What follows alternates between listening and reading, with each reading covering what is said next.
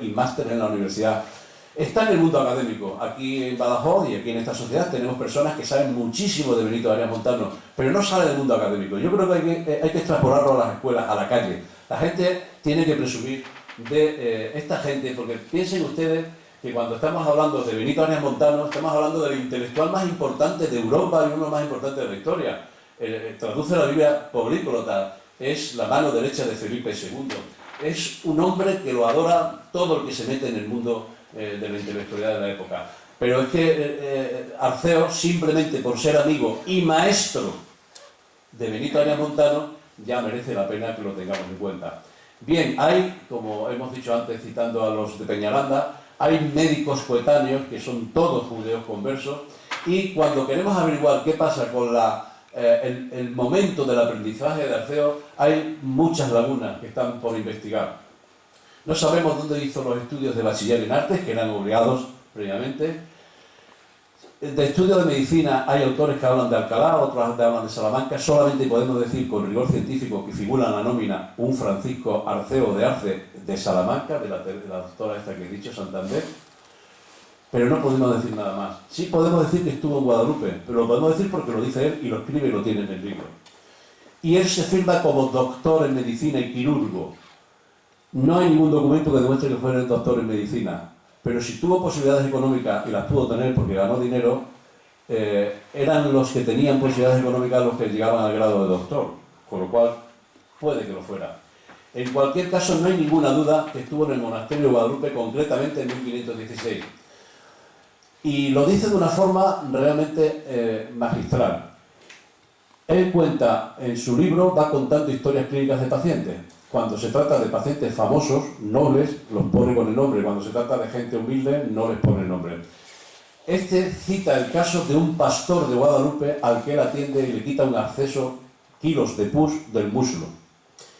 Eso en un principio no tendría mayor importancia, pero la pericia clínica de este hombre fue realmente genial. Le pregunta al pastor porque no entiende cómo le ha podido salir un acceso si no tiene una lesión interna. Y la lesión interna la averigua porque el pastor le reconoce, y que nadie se asuste, que un año antes le picaba el meato de la uretra, el caño de la orina, por entendernos, y cogió una espiga y se la metió por el urato para rascarse. Cuando quiso sacarla, es la forma rara de rascarse, pero en fin, hay gente para todo. Los moros bonobos lo hacen de otro sitio, de otro modo. Pues el buen señor, el pastor, que no era precisamente Miguel Hernández, se le ocurrió otra cosa que por el meato con la pajita, a lo mejor pajita viene de ahí, darse un poquito por el caño de la orina. ¿Qué pasó? Porque cuando quiso sacarla, imagínense, una espiga, no sale, un dolor profundo, y lo que hizo fue introducirla. Bueno, pues se introduce, está en la vejiga, es un fenómeno sobrenatural, está en la vejiga durante más de un año, pero claro, el cuerpo, igual que hay un dicho latino que dice ubi pus vacua es vacua, donde hay pus hay que evacuarlo, que es una norma que tienen los cirujanos y que ya lo aplicaban en Guadalupe, pues aquí el cuerpo por su cuenta dedicó. Y entonces la espiga atraviesa la vejiga, que se dice enseguida, y forma un acceso paravesical que finalmente el pus, es como la gotera del agua de las casas, tiene una salida natural que hace una fístula y se expulsa solo. Bueno, pues cuando le abre el acceso, averigua esto y lo cuenta. Y ahí dice que fue en 1516. En 1516 tenía 23 años. Está trabajando en Guadalupe. ¿Está aprendiendo o está siendo profesor? No lo sabemos. Pero un señor que hace una cirugía de esa categoría y que la describe como la describe, probablemente no era ni un practicante ni un pasante, sino todo un profesor de la escuela de Guadalupe. No hay ninguna duda de que fue médico de la Inquisición de Llerena. Llerena, saben ustedes que fue sede inquisitorial, también tenía en torno a 7.000 habitantes, también tenía cabezas pensantes muy importantes, y como cuna de la Inquisición pues tuvo una importancia enorme. Y él pues trabajaba para la Inquisición, incluso, y no podemos achacárselo, su trabajo para la Inquisición era valorar el estado previo y posterior de la gente que a la Inquisición les torturaba. Claro, alguien puede decir, ¡joder, qué canalla, cómo hizo eso! Pues eso se llama presentismo, que es juzgar con los criterios de hoy lo que hicieron 4 o 5 siglos antes. No se puede hacer. Él miraba al enfermo, al reo, lo exploraba, decía que estaba bien, que tenía capacidad de aguantar el suplicio, le hacían el suplicio, si no lo mataban, y posteriormente lo revisaba y decía, bueno, pues lo había dejado un poco changado, pero usted puede aguantar todavía que le den unos cuantos pues ya que es más, un poquito de macumba o de muerte, pues si no había muerte le daban macumba. Y eso lo ha hecho Francisco Arceo, pero no se lo podemos poner en la nómina de cosas negativas porque no tiene sentido que juzguemos eso ahora.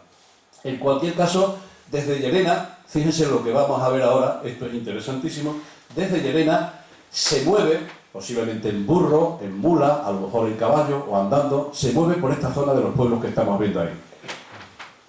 Badajoz está documentado porque lo escribe en Llerena, Jerez de Badajoz, que es el actual Jerez de los Caballeros, Fregenal de la Sierra, Calzadilla de los Barros, Fuente de Cantos, Fuentes de León y Valverde de Llerena. En Cáceres, Guadalupe. En Sevilla llega hasta Cazalla de la Sierra. Y en Huelva, en Cumbres Mayores o de San Bartolomé. Ahí hace su ejercicio profesional. Y por ahí se está moviendo. A los pobres no les cobra y a los ricos, claro que les cobra. Ahí está haciendo su trabajo. Este hombre no hace, como podemos hacer hoy, una estancia en Nueva York o en la Clínica Mayo, o en el Pasteur de París o en San Francisco. Yo he hecho alguna de esas estancias. No hace eso. No se mueve de los pueblos de Badajoz en el siglo XVI. Y sin moverse de los pueblos de Badajoz, nos podríamos preguntar, ¿pero por qué se conoce a este médico del pueblo? Que bueno, estuvo en Guadalupe como tantos otros. Llerena, bien, y la Inquisición, ¡buah! Pues hubo un montón. ¿Y por qué se conoce? Y luego, ¿y por qué no lo conocemos? Como hemos dicho al principio del desconocimiento que tenemos del personaje. En el mundo académico internacional, donde es un personaje importantísimo. Pues por un solo libro publicado, que es ese que ven ahí, De Recta Curandorum Vulnerum Ratione.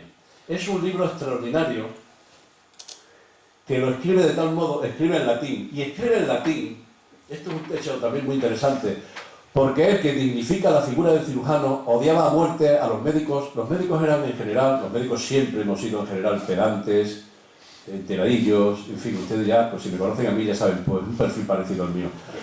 La cuestión está en que este hombre odia a muerte la palabrería médica. Si ven las recetas que se hacían, dice, pero ¿cómo es posible? O la fiebre, ¿cómo es posible que dijeran tanta tontería? Pero claro, se separaban del vulgo con eso. Los odia a muerte. Y entonces dice, mi libro se tiene que escribir en latín para que lo entiendan los que entienden. Claro, en latín se lo traduce nada más y nada menos que Benito Arias Montano, y está demostrado que el latín que escribe no está capacitado él, aunque supiera latín, para escribirlo. Colegas suyos que escribieron en latín tienen un latín pésimo, como si yo escribo hoy en inglés, me lo tienen que revisar porque lógicamente no soy bilingüe. Pues él lo escribió en latín, pero quien se lo traduce del todo y quien le da, y está perfectamente documentado, es nada menos que Benito Arias Montano. Pero no solamente eso, sino que hace para que se lo publique. Bueno, el libro se ve influenciado, lo reconoce, tiene ética científica porque no hace un plagio. Dice, yo me he informado mucho por Giovanni da Vigo, que es un pope de la época, con su libro Práctica Quirúrgica, pero lo cita y lo dice y lo reconoce. Eso hay que entenderlo, porque yo hablaba ahora hace un momento que viendo en internet cosas de Arceo, me pongo a leer y leo como, joder, que esto me suena mucho. Claro, me suena mucho porque lo he escrito yo.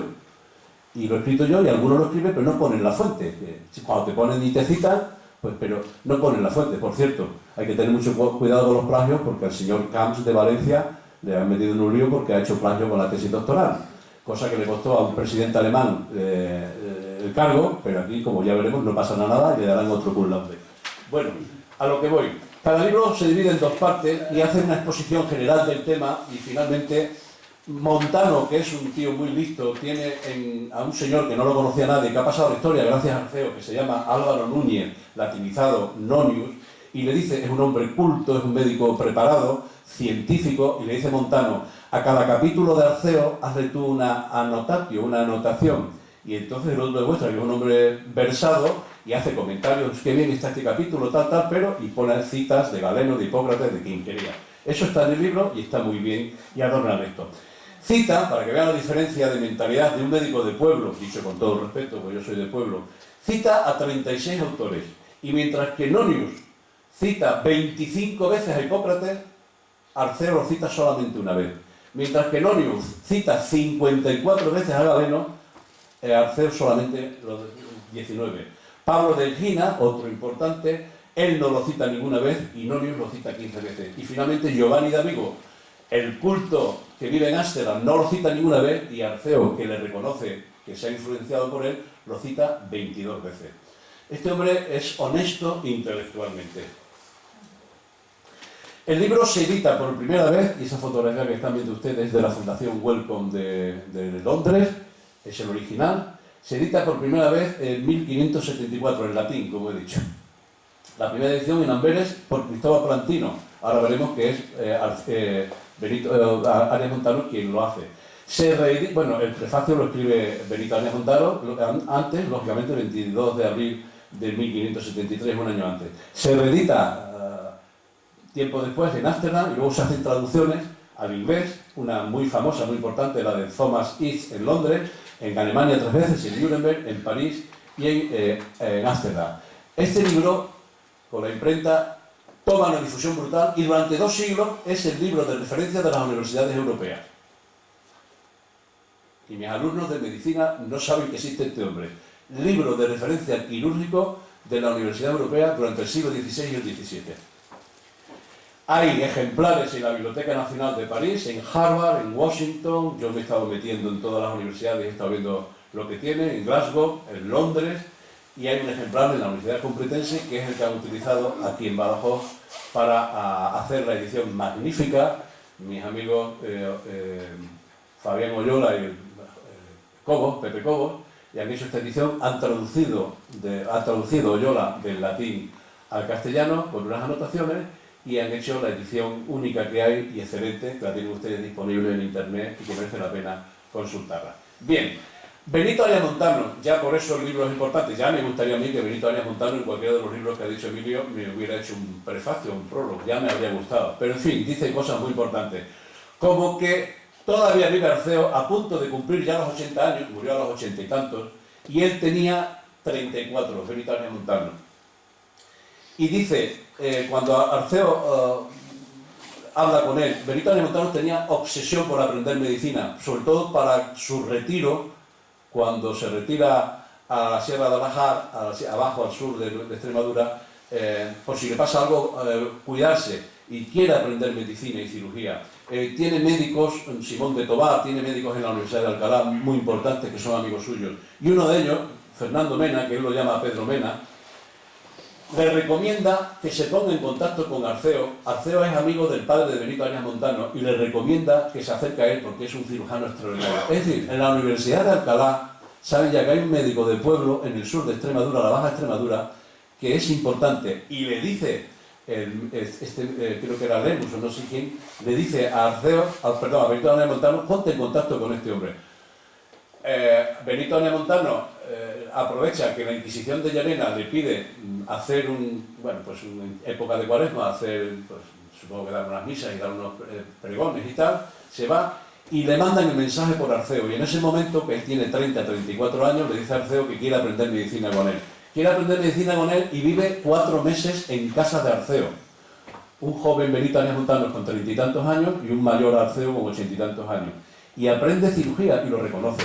Y como se da cuenta de la sabiduría de lo que este hombre y de que está aportando ideas nuevas, y Benito Arias Montano es un hombre culto, le dice, tienes que publicar esto. Hombre, si yo no tengo títulos universitarios y tal, tú tienes una experiencia enorme, tienes que publicarlo. Yo soy amigo del mayor impresor de Europa, que es Plantino, y este libro se va a publicar. Y además en latín, te lo voy a corregir yo, que no se lo corrigió, se lo escribió en latín. Escribe 2 volúmenes y dice todo esto en el prefacio, esto está en latín, lo ven ustedes en la parte más oscura, que se lo entrega a Cristóbal Plantino, que no duda en publicarlo. Claro, un libro que va refrendado con prefacio de Montano y que lo publica Plantino, por Europa, que es la Europa culta, corre como el agua. Y cuando leen lo que hay, pues dicen, este tío dice cosas, no sabemos quién es, pero este señor dice cosas muy importantes. Porque inventa práctica nueva en la cirugía, dignifica la figura del cirujano. Por cierto, creo que no hay ninguno aquí, yo he invitado a varios, pero es que si estuviera aquí sería un fenómeno de la naturaleza. No permita, decía él, jamás que los libros se editen en lengua romance. Eso era algo que él exigía. No quería que cayera en manos de los barberos y los tonsores y toda esta gente. Ahí reconoce Benito Arias Montano, que vivió 4 meses casi interrumpido, donde no solo me instruí de él, sino que progresé y consolidé mis conocimientos con sus continuos. O sea, una cabeza como Arias Montano reconoce que su maestro es este señor. Él, el propio Arceo, dice que ha aprendido de la práctica y de leer a otros autores. Es autodidacta, lo cual tampoco es ninguna broma en pleno siglo XVI, Fíjense, para poder acceder a los libros. Ahí está la biblioteca de Barcarrota, de todos los Peñaranda. Fíjense lo que hay. Lee, estudia, pero sobre todo aprende de su propia acción, más lo que aprendiera o hiciera en Guadalupe. Y con eso, él cree que tiene la obligación moral, que además la presiona Arias Montano, de que debe darlo a conocer a la comunidad científica. Es decir, que dentro de su modestia tiene la idea de que puede estar aportando algo nuevo a la ciencia. Hace una crítica durísima a los teóricos sin experiencia, a todos estos médicos pedantes, peseteros, que lo único que querían era maravedíes y no les interesaba otra cosa, y ahora un lenguaje que no se podía entender, los critica mucho y es muy duro. Su aplicación se ha dejado en manos de empíricos y barberos que no saben nada más que lo que han aprendido de sus maestros, hechos de la misma harina. Poco podían aprender. Tiene la humildad de reconocer, y lo pongo en latín original para ver, que tiene una mediocre erudizione assidua lectione ad vita. Reconoce que su formación académica no es mucha o es nula. Hay que ser valiente para en un libro que se va a publicar por Palantino decir, y publicado por Montano decir esto, pero el tío tiene la gallardía de reconocer que tiene una formación pobre. El libro, voy terminando ya, tiene una primera parte que son 7 capítulos donde se dedica a describir esto. En el primer capítulo de las heridas de la cabeza es donde habla de que estuvo en Guadalupe y del pastor y la pajilla. En la segunda parte escribe otros aspectos. Cuando uno lee desde el punto de vista médico y quirúrgico es un innovador, pero un innovador que todavía hoy da escalofríos pensar lo que hizo, y se mete en el tema que a mí me apasiona, que es lo que estamos trabajando en la tesis doctoral, que es en el tratamiento del morbo gálico. El morbo gálico mal francés, las bubas, es la sífilis, el SIDA del momento. Y hace aportaciones interesantes, aunque está utilizando la terminología y la farmacología que se utilizaba en la época. Escribe una segunda parte, su parte se dedica a la fiebre, que todo el mundo reconoce, incluido yo, para mi desgracia, porque como yo me dedico a las enfermedades infecciosas, me habría encantado que tuviera un libro de fiebre de la misma categoría del quirúrgico, pero es un libro realmente, no dice prácticamente nada y es engorroso y tremendo de leer y no aporta nada, pero es que en ese momento de la fiebre no sabía nada y yo no sé si me ha avanzado algo, yo que veo fiebre todos los días. En cualquier caso, tiene capítulos sueltos que no numera, como eso, que es otra aportación, y ese dibujo es original de su libro. Inventa una prótesis para atender a un niño que tenía el pie torcido, y esa prótesis la inventa él y tuvo mucha difusión por el mundo. Le escribe una carta a Arias Montano, breve, en el que cuenta un poco lo que hay, trata de casos de herida de la cabeza y un antidotario que también es bastante engorroso. Y se inventa, y lo dice claramente, dice: juntamente con esto será muy importante el uso de cierto linimento inventado por mí, cuya efectividad es tal que digiere completamente, elimina, purifica y además recrece la carne. Lleva trementina y goma elemi, lleva grasa de castrado y grasa añeja de cerdo. Y es un linimento. Si ustedes tienen la curiosidad de meterse en internet, lo pueden hacer cuando salgan en el propio teléfono, y ponen bálsamo de arceo, se sigue vendiendo en las parafarmacias, por ejemplo, de California. Es un producto que se sigue utilizando y que yo ya he hecho una propuesta a alguien a ver si nos metemos a investigar qué hay aquí. Porque tiene propiedades antisépticas, no es ninguna tontería. Y el bálsamo de arceo, Pepe Cobo, que lo ha estudiado muy bien, lo tiene publicado, posteriormente está referido en todos los libros que se puedan encontrar uno, todo el mundo, hasta el famoso Astruc francés, que escribió mucho sobre la sífilis, le dedica al menos 8 capítulos y siempre habla que hay que poner el bálsamo de arceo. Es decir, que inventa una, digamos, pomada para tratar las heridas, que va muy bien, que evita que se infecten, y todavía hoy sigue en el siglo XXI vigente, y si se meten en internet lo verán. Termino aquí ya. Esa es una cosa que escribí yo para el periódico del SES en el año 2004, y me van a permitir la impudicia de autocitarme, pero es que me lo resume muy bien y no tenía que escribirlo otra vez. Porque además he visto que lo cita mucha gente. Arceo fue pionero en neurocirugía. Los neurocirujanos de aquí, un año que hicieron un congreso, me pidieron información. Hizo trepanaciones, pero de primerísima calidad. En cirugía torácica, en cirugía de la mama, tiene un capítulo dedicado a la cirugía de la mama, que se hacía una barbaridad porque le pasaban un hilo con un punzón a la mujer con el cáncer en la mama. Él dice cómo se tiene que hacer la cirugía del cáncer de mama, que uno se queda pasmado que dijera eso en esa época, y lo tiene escrito en el libro. Y en cirugía plástica, yo dije ahí en ese momento, Asombrados se quedarían los cirujanos franceses que acaban de hacer el primer trasplante facial, que por cierto acaba de morir la persona, si leyeran la reconstrucción quirúrgica hecha por Arceo a un paciente con la cara destrozada.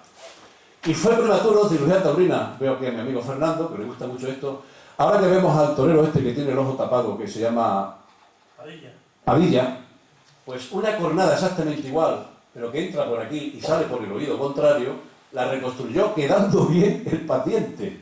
O sea, este personaje, piense cómo se operaba en la época, sin quirófano y tal, este personaje debería tener una estatua en todas las ciudades, por lo menos de Extremadura, porque realmente en ese pequeño párrafo, y no les estoy hablando con pasión de nada, porque yo no me llevo nada con esto, sino sencillamente porque me revienta que esta tierra no reconozca el talento que hay. Estamos con el paparatismo de ver siempre al de fuera y tenemos en nuestra historia, incluso en el presente, tenemos cabezas brillantísimas y sin embargo está por ahí. Todo eso lo hizo este señor y lo tiene publicado en un libro que además ya está traducido como para que cualquiera se acerque.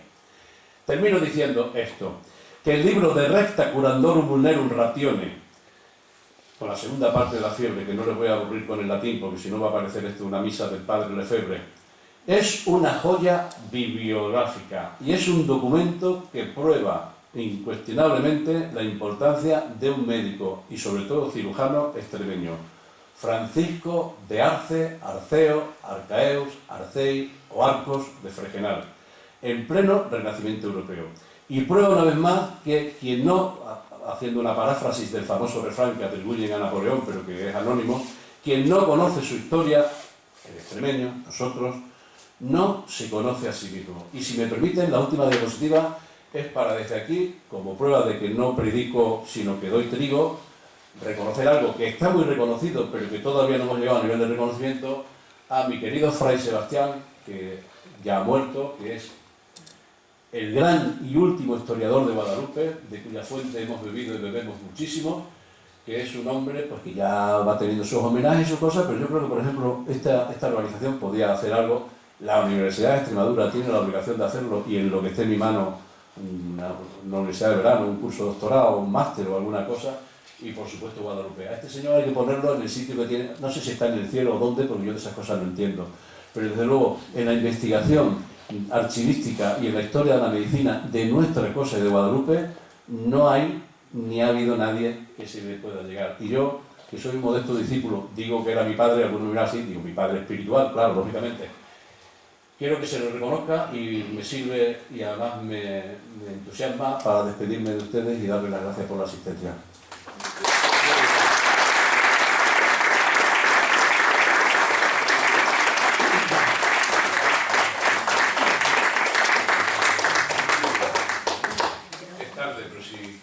¿Algún comentario, una crítica?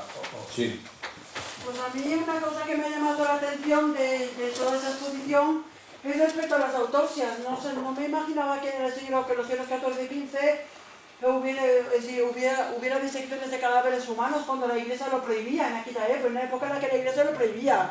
En el siglo XVI, que yo sepa, sí se practicaba, sí ya empezaron a practicarse, aunque no era fácil hacerlo, estando la Iglesia de por medio, que lo que perseguía los que practicaban las disecciones. Lo digo como historiador recién graduado por la Universidad de Extremadura. Muy bien, pues es así. Es muy hecho histórico. Sí. Cuando habla de esas personas excelsas que las ignoramos o no las consideramos, cuando ha puesto ahí una serie de nombres, el último era Ruy López de Segura, que fue el primer campeón de Europa de ajedrez. Sí, señor. Escribió un libro de ajedrez maravilloso. Sí, señor. Y hoy la apertura española, él fue el autor sí, de la señor. apertura española. Es cierto, es cierto. Me he cruzado con él en el tema del ajedrez cuando lo ha intelectualidad, pero claro, aparte de que no soy experto y no sé jugar al ajedrez, para mi desgracia, pero en cualquier caso es que esto da para mucho y hay que seleccionar. Y yo creo que me he pasado, pero quizás una ligera idea de lo que hay se lleve la gente. Y no podía hablar de eso como de otras tantas cosas. Solamente contando los casos clínicos, para 3 conferencias o 4 da, contar los casos clínicos uno por uno. Un señor que está haciendo una obra en, pues no sé si en Segura de León, donde se le cae una piedra enorme de la grúa y lo aplasta, y lo coge Arceo y lo recompone y sale adelante. Y está escrito. Tiene muchas cosas para contar, pero no podía. Pero es cierto, eso es cierto, está escrito. Sí. Invitamos te invitamos, Agustín, desde la Unión de Bibliófilos Extremeños, a que al padre Fray Sebastián le organices unas jornadas sobre Guadalupe, sobre Arceo, sobre Arias Montano, lo que nosotros llamamos bibliófilos de oro a Fray Sebastián. Te invitamos a ello. Yo, como me dedico a las enfermedades infecciosas, cuando tenemos enfermos inmunodeprimidos que le aparece un microorganismo que tiene en su cuerpo y lo ataca, decimos que son infecciones oportunistas. Joaquín es el prototipo de oportunista y me acaba de ver un embolado, como si yo no tengo otras cosas, pero sí, hablaremos porque yo no lo he dicho esto, yo creo que hay que hacerlo y hay que ponerlo y tiene que quedar documentado, igual que hablamos ahí de Sigüenza y de no sé qué, todo esto. Fray Sebastián, que tiene mucho escrito, pero siempre Fray Sebastián, un curilla que sigue estando investigando, no sé qué, no. Este es un personaje realmente, si no traduce él del latín, está muerto en el archivo lo que hay y lo que habrá ahí todavía, Dios mío. Sí, tomamos la nota, sí, señorita. A mí me surge la duda de, ha explicado en su ponencia la importancia histórica que ha tenido y ha quedado patente, pero ¿por qué? ¿A qué se debe ese desconocimiento que es sobre la figura de este hombre y más aquí, en su tierra? Porque yo soy una de sus alumnas que nunca he oído hablar de él y realmente me sorprende. O sea, ¿usted tiene algún tipo de teoría que pueda explicar por qué la figura de este hombre ha pasado tan inadvertida históricamente, sobre todo de sus paisanos, que es lo que más me llama la atención? Se lo digo en un tuit, incultura. ¿Y por qué somos incultos? Porque a alguien le interesa que no seamos cultos. Una persona culta que piensa, ¿qué ocurre en una revolución? ¿A quién se quitan del medio los primeros cuando alguien da el golpe de Estado? A los que piensan, que escriben y hablan y tienen opinión. Interesa la masa crítica. Y no es que haya ahí alguien diciendo, oye, vamos a darle otra dosis de incultura. No, interesa algo. ¿Qué interesa? Pues se enchufa cualquier radio, cualquier televisión, la memez que ha dicho Cristiano Ronaldo, o el Xavi, o no sé quién, o una ceporra que se pone con las tetillas al aire en la tele a las 4 de la tarde y se cae. Eso no interesa. Entonces, si alguien de los que toman decisiones manejan nuestros impuestos, nuestro dinero público de siempre, antes y después, de un lado y de otro, un signo, entendieran que el desarrollo de cualquier persona individual y de las colectividades está en la cultura, enseñarían desde muy los principios, por ejemplo, no con un sentido aberchale de somos los mejores, sino con un sentido de conocer de dónde provenimos, porque nuestro futuro está escrito en el pasado. Entonces lo que hay que hacer es enseñar a la gente. Y quien tiene que tomar esas decisiones, de qué tienen que aprender los niños y tal, si usted se va a una comunidad y resulta que el río Ebro nace no sé dónde y muere en el barrio de al lado, pues no puede ser, no hay una cultura universal. No enseñamos a no nos han enseñado. Yo sí puedo presumir algo de la novela esa de Guadalupe, es que me he revisado, como en otra que va a salir ahora, que a lo mejor la presentamos aquí, ya veremos, Los Galgos del Papa. La historia exige un esfuerzo enorme de investigación y te das cuenta de, bueno, ¿qué historia me han enseñado a mí? Y lo digo yo como autocrítica, a mí ¿qué historia me han enseñado? Me han falseado la historia. La historia, ¿quién la escribe? Los vencedores. No me han enseñado la realidad. Y la realidad, por lo que hemos dicho aquí, si este señor fue médico de la Inquisición, pues se dice y no pasa nada. Porque había que ponerse en su papel en el momento que hubo. No se oculta. Pero porque no puede ser que todo lo que hemos tenido sea muy bueno y bueno en todo. Cajal, que era para mí es Dios, el científico más importante de la historia de España y uno de los 2 o 3 más importantes, a la altura de Newton, de Einstein o de quien usted quiera, de este señor que está en la silla de ruedas, Ramón y Cajal, pues tenía sus sombras. Y aquí lo haremos algún día de Cajal. Cajal se le ha criticado de que era un misógino, incluso que era un putero. Yo creo que no, pero en cualquier caso era un ser humano. Pero ¿quién le quita a Cajal que hoy haya un investigador que se llama Antonio Damasio, portugués, que está trabajando en la Universidad Americana en Berkeley, haciendo estudios de neurofisiología del cerebro, y que todo el mundo se remite a Cajal, teniendo hoy una capacidad tecnológica para estudiar? Pues Cajal es Cajal, punto. Entonces lo que tenemos que hacer es saber que tenemos, pero para eso tiene que saber los que toman las decisiones políticas. Y hay que decir, ¿y el que toma las decisiones políticas tiene el suficiente grado de conocimiento como para meterse en esto? No, nulo. Si usted analiza en los últimos muchos años de la historia de España y de la local, el más ceporro del grupo tiene un cargo con asesores cobrando una pasta tremenda, analfabeto total, o semi, que es peor, y ese es el que toma la decisión de formar a mis hijas o de formar a los hijos del otro y tal. Entonces, el resumen, el TUI más que un TUI, es un testamento lo que estoy haciendo. Cultura, enseñar, aprender, leer. Yo estoy ahora, quizás trabajemos, estoy en contacto con un señor, quizás hagamos de Guadalupe de los, un documental. De hecho, oye, sin complejo, lo vamos a mandar, pero no para ganar dinero, ¿no? Además con estas cosas no se ganan dinero, y quien gana dinero no es el autor. Para mandarlo a Latinoamérica, para mandarlo a Europa, para mandarlo a España, a las televisiones. La gente tiene que saber lo de los hospitales de gente de Guadalupe. ¿Y cómo se llega? Pues con los medios audiovisuales. Y estamos hablando del tema. ¿Pero para qué? ¿Cuál es mi intención? Absolutamente, si quieren, un poco peregrina y muy idealista y utópica. Dar a conocer lo que hay. Dar a conocer lo que hay. Y eso es fomentar la cultura. Lo he puesto en la primera diapositiva, que es el lema de esta institución. Enseñando, fomenta. Fomentar tiene 4 acepciones en el diccionario de la Real Academia.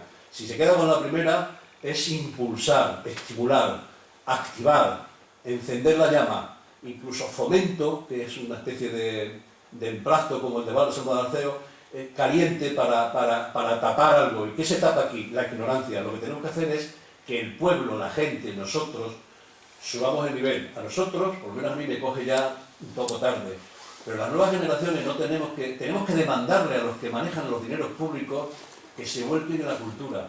Y esto es cultura, este acto es cultural. Quizá falle que soy yo el que está hablando, pero por lo demás es un acto cultural. Y la gente, a partir de hoy, primero, que cuando uno conoce un personaje de este tipo, se siente orgulloso. Hombre, lo hemos presumido todos de, no me acuerdo cómo se llama, Arnela, una que canta, que es de Villafranca, de... ¿Eh? Sí, pero es Arnela, ¿no? Soraya Arnela. Oye, pues digo yo que si presumimos de Soraya, que está muy bien, también tenemos que presumir de este señor un poquito. Se trata de fomentar la cultura desde todos los periódicos. Mi periódico, que no es mío porque no soy accionista, en el que escribo, como alguna persona que está aquí desde hace casi 30 años, más de 300 artículos, no se ha hecho eco de esta conferencia. Ya le va a llegar el tuit a mi amigo director y se va a cabrear conmigo, pero es que yo no me callo, si me callo reviento. Tendría que salir no mi conferencia, sino el personaje, que por cierto salió una vez un artículo, algo. Y si te van a entrevistar, esta mañana me han entrevistado a mí para una televisión, ¿y sabes quién me ha entrevistado? A la legionela. Y digo, pero joder, qué pesado sois con la legionela. Porque es lo que interesa, se mediatiza, ¿no? Oiga, pues, ya que está aquí en el despacho, hagamos una entrevista, por ejemplo, sobre este personaje. Y uno el sábado se lo lee, oye, no, pues no se ve el coño de frenar. Así es mi paisano, tío. Y presumiendo con otro, oye, que este juega en el Atlético de Madrid. Atlético de Madrid. Tengo ahí un cirujano que se llama Francisco de Arce Arcaeo, Arceo o Arcos. ¿De qué vas a presumir si no lo conoces? Si en mis alumnos 130, que por cierto han de estudiar la medicina, se nota que no está Pepe Cobo porque no se ha acordado, ninguno sabe quién es Arceo y la señorita del propio pueblo tampoco. Y Fregenal tenía 7.000 habitantes en la época de Arceo, pero ahora no tiene 7.000 habitantes. Y con un poco que me apure, nos conocemos casi todas. Cultura. Vaya una palabrita por lo que ha dado. Más cosas. Bueno, pues gracias a todos.